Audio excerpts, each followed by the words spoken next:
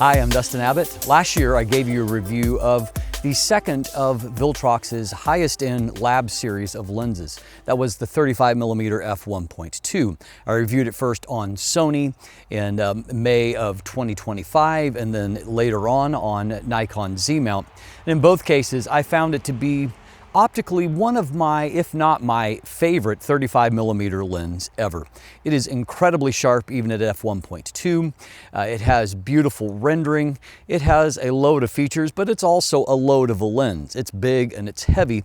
And I noted there were a few things that I didn't love about the design.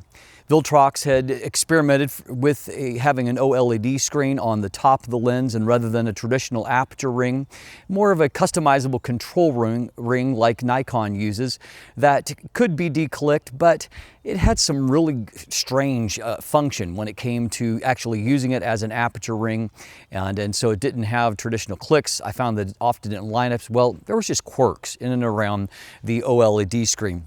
I gave some negative feedback in regard to that on both of the lab series lenses that have been released to that point. And it's clear that Viltrox has heeded those concerns because they have come back with a new N version of this lens, and the N stands for no screen. And so in this case, we have a traditional aperture ring. We have a setup, which is basically what I've been asking for, where all of the features, particularly when it comes to aperture, are controlled basically like the Pro series, with one addition, and that is that we do have a second function button, and it's not a redundant function button, but rather one that can be assigned a different value than that which is assigned from within the camera. So fortunately, Viltrox has sent me one of the new N series lenses, and so I can evaluate it and give you feedback. And I've done a quick review of outside of just the changes to the control scheme to see if there's been any other hidden improvements along the way. Even though this is the same optical formula, I'm happy to report back to you that there are a few subtle improvements, tweaks to things like autofocus that make this the, in my opinion, best version of the 35mm f1.2 lab series lens so far. Other than it being big and heavy, this is a lens now that is getting pretty close to perfect, and the fact that it is available for under $1,000 makes it a killer deal. So let's dive in and let's take a closer look to see whether or not this new N version of the lens is the version to get. So as far as the basic size here, everything is pretty much unchanged. The lens is still 89.2 millimeters in diameter and 121.8 millimeters in length. Lens hood's the same design, no locking mechanism there, but it fortunately does click into place with pretty good precision.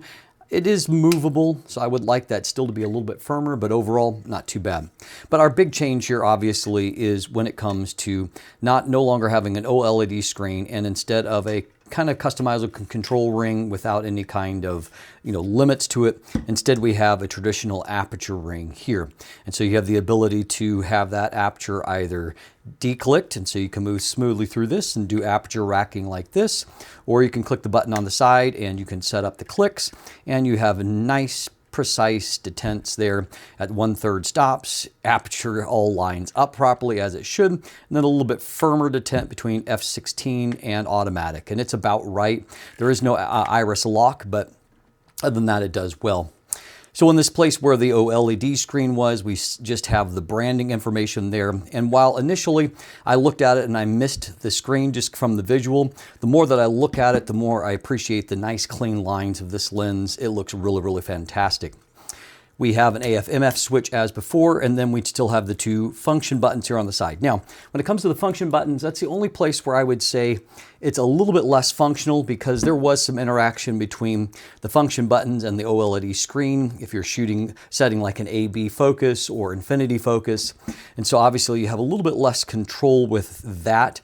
But as before, in theory, you're going to be able to assign the value of these buttons through the Viltrox app. So far, I haven't been able to do that, and I think it's basically just that the firmware has not been, or the app build has not been updated to accommodate that. But in theory, because these two buttons are right side by side, if they're redundant buttons, it's useless. There's no use to having two of them. So I think the point is to have function 1 and function 2 having two different functions.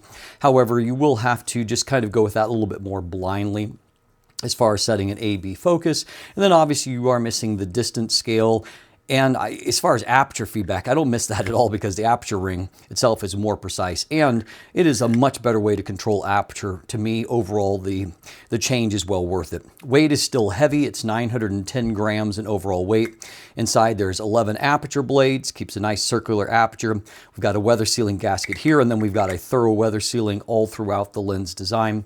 As before, minimum focus distance here is 34 centimeters and maximum magnification is 0.17 times. Not a massive amount of magnification, but useful enough. And the lens is amazingly good up close. And yes, as before, you might hear some clunking there as you go back and forth. It does have floating elements to help that up close performance. That will go away once the lens is energized. So if you take your lens out of the box and it feels like, oh, there's something loose in there, that's by design. Connects to your camera, turn the camera on. If it goes away, all is well. This is the way it's designed to operate. I would say now that while this is a big, heavy lens, it looks absolutely premium, which it is. It has a feature set similar to a Sony GM lens. It is beautiful and it handles the way that I wanted these lenses to operate. So let's talk autofocus. I've been doing all of my outdoor filming on the Lab 35 f1.2 N lens. And as you can see, it handles all of the autofocus things that I've thrown at it with aplomb. This is still powered by 4 of their Hyper VCM focus motors. It always had a lot of thrust, but there were some room for improvement in autofocus when it came to algorithms and just overall focus confidence.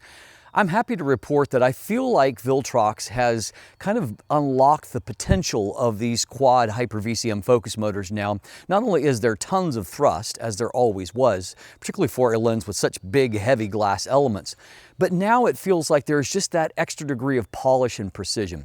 One thing that I noted that stood out to me compared to not just other Viltrox lenses, but lenses on Sony in general, and that was I found like the lens was much more responsive in nailing close-up images. And so if I was wanting to focus on a close subject here, often lenses want to stay stuck on the background, but I found that this new Lab N series lens was able to just adapt to that and to pull focus to where I wanted to without me having to do manual override or things like that. I shot it in an event setting in Montreal and I found that it did an amazing job, and I shot basically exclusively at f1.2, always nailed focus just perfectly. And you can see from these close-up shots that its ability to just nail with absolute precision and then to allow those amazing optics to utterly shine is what makes this lens stand out as being just so special. On the video side of things, I noticed that things kind of went up a notch there as well. Because it has, I think, better algorithm support, it's more finely tuned. Not only was I able to do my traditional thing like approaching the camera, ducking in and out, my kind of traditional test that I do there, but because it did it so well and I saw so much more responsiveness, I thought, okay, what if I just ran full tilt towards the camera at f1.2? Well, as you can see here, it actually did remarkably well in keeping up with me all the way throughout the frame. And so this is a really responsive lens at this point. Focus pulls are utterly confident, back and forth. There's perfect speed. There's no visible steps or settling or pulsing here on Sony. All of that is great. The only kind of remaining concern that obviously hasn't been ironed out because the optical formula hasn't changed, and that is the simple fact that there is a bit more focus breathing than what I would like. And so while focus changes are nice and confident, for example, from my hand to my eye here, you can just see that unfortunately you can see a little bit of that kind of lurching sensation due to the focus breathing as a part of that. But I found when shooting often at f1.2 and just kind of moving around, that focus was just really strong, staying on the subject. And if I was trying to force a transition to another focus subject, nice and smooth transitions. So overall, I'm really impressed not only by what I see as very positive changes to the handling of the lens and its function, but to autofocus as well, which again leads me to the conclusion that this is the best version of the lens we've seen so far. Now, if you want my typical deep dive into the optical performance, I would recommend that you go back and look at last year's review, as it is the same optical formula and I'm still testing at the same 61 megapixel, kind of resolution point. But suffice it to say, I've used this lens a lot at this point. I've put it in a lot of comparisons with a variety of lenses, from Sony GM lenses to new lenses from Sigma, 35mm f1.2s and f1.4s. What I have found is that this is an optical formula that even the very best, they just really can't beat it. It has an amazing combination of resolution, sharpness, contrast, but then also out of focus rendering. And you can see even in these outdoor video shots that it has gorgeous rendering for a 35mm lens. As a byproduct, I just get images that I often feel just have that bit of extra special sparkle, that a little bit of magic that really look gorgeous out of it. And my feelings on that haven't changed. All of the images I'm showing you in this particular review are lenses that I've taken with this new version of the lens. And as I go back and just look at real world images, you know, chart testing aside, what has stood out to me is that this lens is still really, really amazing.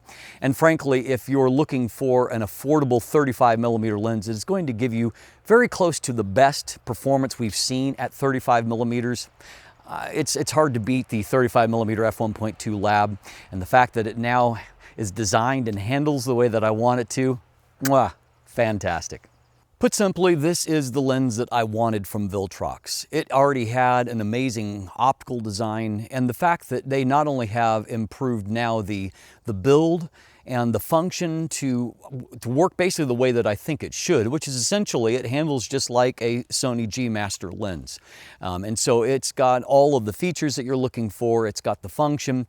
I would say that the only reason to not consider the Viltrox 35mm f1.2 lab in is if you need something that is smaller and lighter, because one thing that it isn't is smaller or lighter at this point. So it's still a big, heavy, bulky lens, but optically it is fantastic. And the fact that they have managed to, while not changing the hardware when it comes to autofocus, they have managed to tweak algorithms and just tune the responsiveness to the lens to where it's now operating at, I would say, a level up from where it was when it was initially released, makes it now, I think, to me, the most compelling big aperture 35mm lens on the market. I really like Sigma's 35mm f1.2 Art Series lens Mark II. I think it's a great lens, but I just kind of instinctively prefer the rendering out of the lab lens. And that's one thing that has stood out to me, is that just if I'm looking side by side at images, I just tend to very slightly prefer the ones out of the lab. And the fact that you can get this lens for under $1,000, and there is a coupon code in the description down below that'll help to save you a bit more off of that, it just makes it a really, really compelling lens. And so this is the change I was looking for from Viltrox, and I really, really hope that their roadmap that has a 50mm f1.2 and 85mm f1.2 from the lab series are going to follow this design, get rid of the OLED, get rid of the customizable control ring, and just give us traditional aperture control, give us this beautiful looking lens and beautiful performance like this. I will be delighted. If you want more information, you can check out my link in the description. We'll go back to my original review of this lens. There are buying links there as well. As always, thanks for watching. Have a great day, and let the light in.